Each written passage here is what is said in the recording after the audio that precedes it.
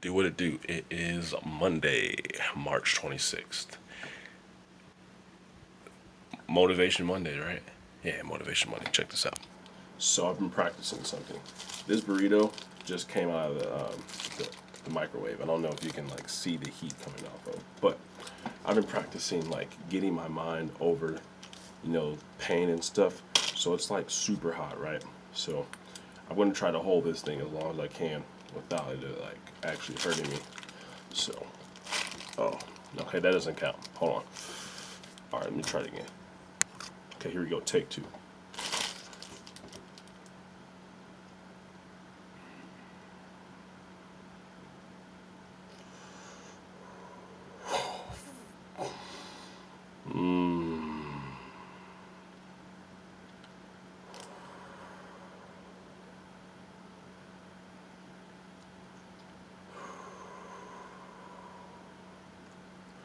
You know what's funny? Like one of my hands, it doesn't even bother it, but the other hand, it's scorching. All right. Oh man. Ooh, I had to. Let's see how long I can keep this up. I'm not even gonna edit this video. I'm just gonna accept it. Like this just came out. This was in the microwave for 2 minutes and 30 seconds. Oh, think about other stuff. All right, let me focus.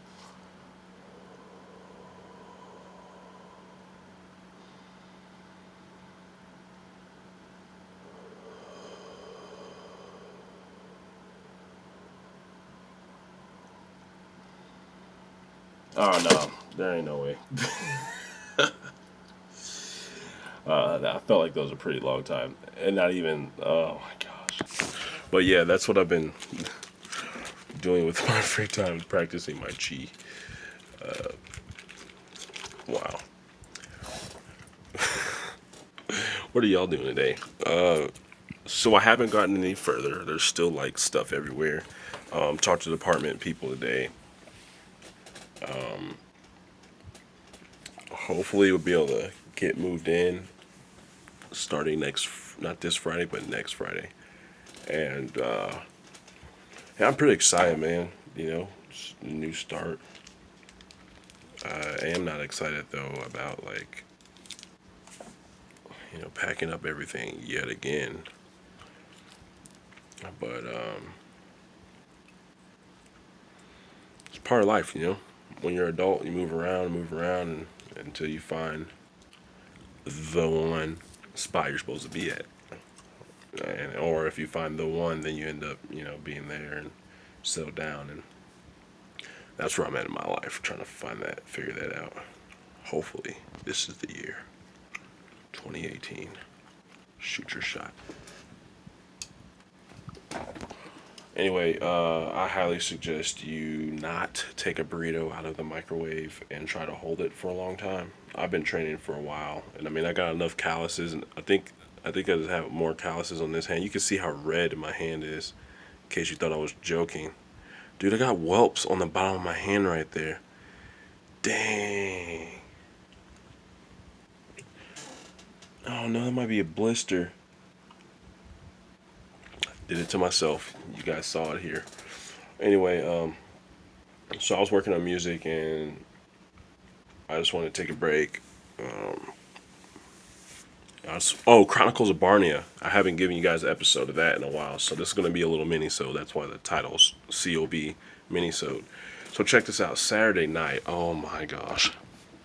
Saturday night we're working and the whole night's running smooth. Like everybody, you guys just got back from spring break and whatnot. High five. Hope you guys had fun. Now, some people were still drunk from South Padre. They just didn't even get a chance to like, chill out, sober up. They just came straight to my job, and it was funny. One of my friends was all like, "Hey, I haven't seen you in forever," and like trying to kiss me and stuff. It was just like, "What are you doing?" What? I'm like, skirt. You know what I mean? Skirt. And then I told my coworker, I was like, "Bro, you need to watch her because she's doing too much." So then she got thrown out. Oh well. avoided a drive-by kiss or whatever. You figure like that happens sometimes while you're working. I think I'd be used to it, but I'm not. You know what I mean? Like it's not cool. But I guess just people have no control over their selves or whatever when they get too turned up. So yeah, but that's not even the highlight of the night. Right at the end, like my night was smooth. Like even though that kind of weird thing happened, you know, that went in the back of my head. I'm just chilling, I'm cleaning and talk to people, blah blah blah. And then here comes there's these two girls sitting at the table in my section, and they're like, you know, dancing, and you know, I try to when I'm in a section like have those people that I can like walk by and like say what's up to, and you know, just kind of keep the night flowing, because if not, I'm just gonna be standing there like.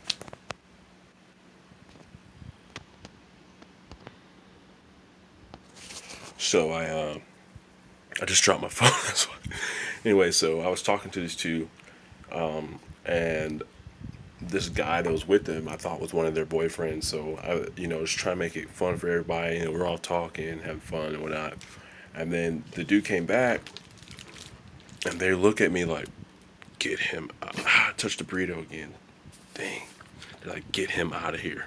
So I'm like, "Wait, what?" I thought he was, because the way that they were talking, you know what I mean? It was kind of messed up because they suckered him out of like an entire night of drinks.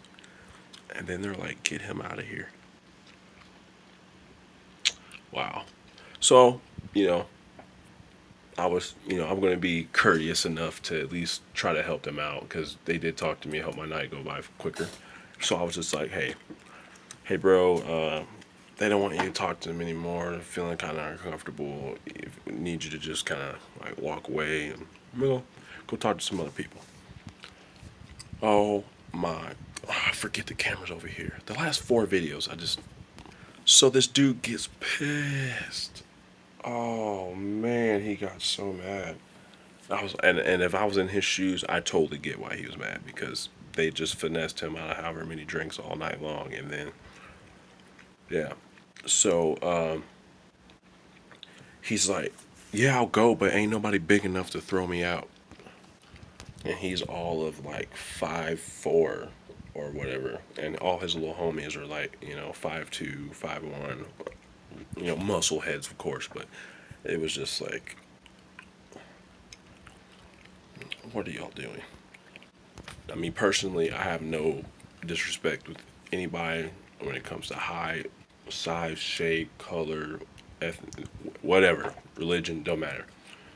But when you say something like that, nobody's big enough to throw you out, it's like you're looking for a fight. And the girls are all looking, and everybody in my section is kind of looking. And I'm like, all right, man, well, you just need to go. He's walking away, and he's like, yeah. And then, like, you know, flips me off or whatever. Oh, don't do that. You know what I think is funny? I think it's funny because, like, us bouncers, we're sober. Like, we are sober AF. And yet, people get so trashed and then decide to, like, I'm going to mess with somebody. Yeah, I'm going to mess with you. For what? What did we do to you? You know what I mean? Like, I was just trying to keep the peace. You know what I mean? He could have finessed some other girl or whatever. I mean, there's plenty around. I mean, I don't know. Anyway, I went and got my coworkers. End up asking him to leave because he was just being belligerent now and just being extra. So we're walking out the door, and he looks at me, and then he throws these chairs over. Just, bro, like, what did you even? My coworker, he's like, "Oh, good job, buddy." Like, I'm totally downing this, but it was just the funniest thing. And so the guy gets outside the gate by himself. Like, we don't have to help him. He gets outside the gate by himself. His 2 little buddies, literally, come behind him. They're all outside the gate. And they're all like, yeah, yeah, we got him, we got him. And then all of a sudden, this dude's like, "Whoa!" I was in the military. I'm gonna rip my shirt off. So he takes his 2 shirts off, right?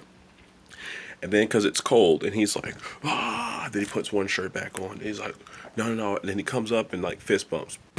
Hey, bro, we're good, man. It's all good, man. I'm sorry, man. I'm sorry. And then all of a sudden, he's like, shirt back off. I'm raging. Fist bump. Hey, man, I'm really sorry, man. I'm just so, I don't know what I was thinking. I shouldn't have been doing like that. I shouldn't have been acting that way.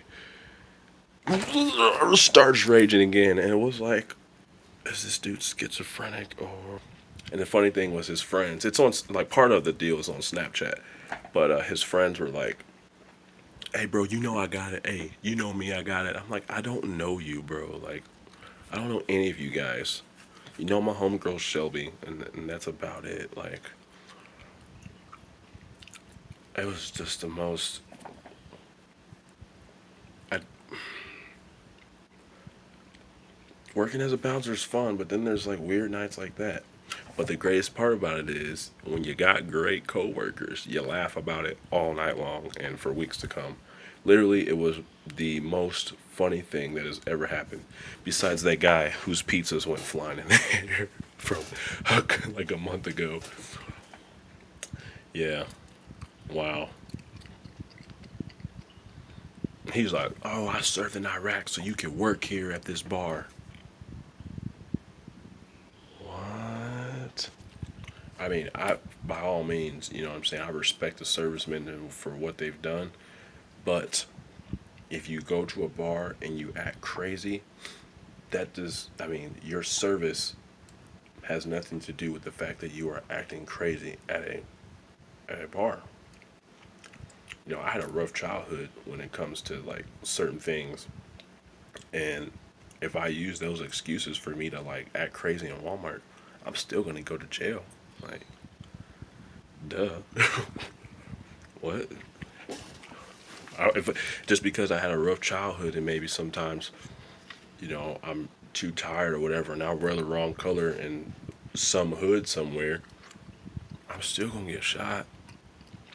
Guys, no, wait, no, it was crazy back then, and I mean, I know that's really not the same thing, but you guys kind of get what I'm saying. Yeah, don't be like that guy. I was gonna say don't be a d-bag, but yeah, don't be like that guy. That was just crazy, crazy, crazy, crazy. Like the stuff we deal with sometimes, man. I haven't really made a episode, a Chronicles of Barnea episode, just because like we've had some crazy things happen, and I didn't want to talk about them on here, just because I know people.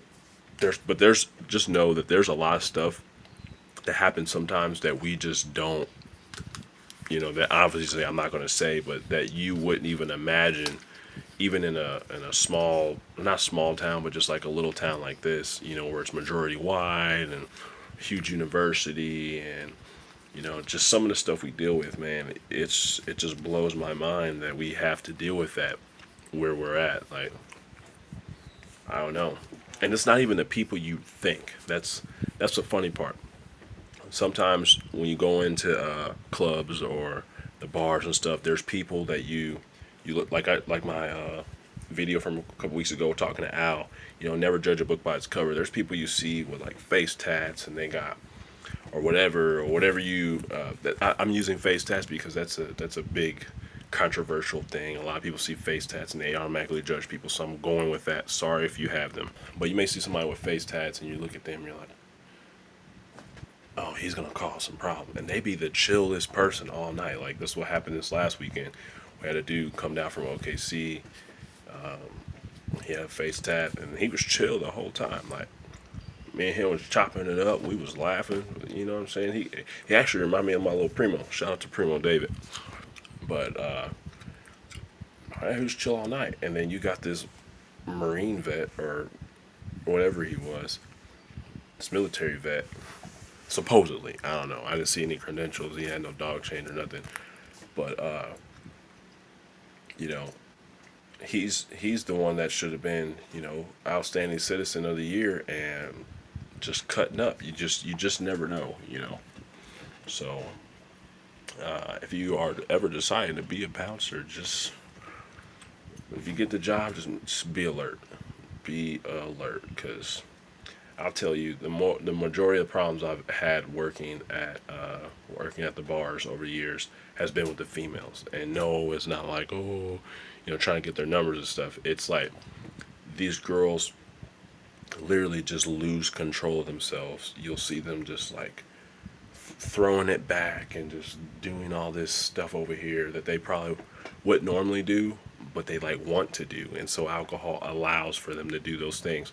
But then the not so fun side of that is some of them have like that RBF is real, like that comes out, and you're like, ma'am, you gotta go. You hopped over the railing, you were in the men's bathroom in the stall with your boyfriend, y'all gotta go. And all of a sudden a girl's slapping at you and scratching and, shut up, you N-word, I'm calling the FBI. Like, this happened to me like 3 weeks ago. Ask my coworkers if I'm lying. And the boyfriend, we had to get him out. It took a few of us to get him out, and she's over here. I got her, and she's, slapping me, and I'm gonna call the FBI, and my dad's this, and you don't know who my dad is, and I'm just like, who? Shut up, like, yeah. Yep, that's what we have to deal with. So, if you've ever wanted to know, another episode of the Bar Chronicles. Oh yeah. I'm just about a month and a half away from Texas State.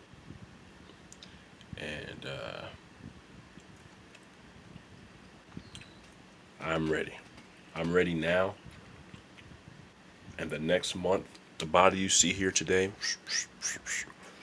me and my friend, we're going to do, I have a little workout challenge between me and them.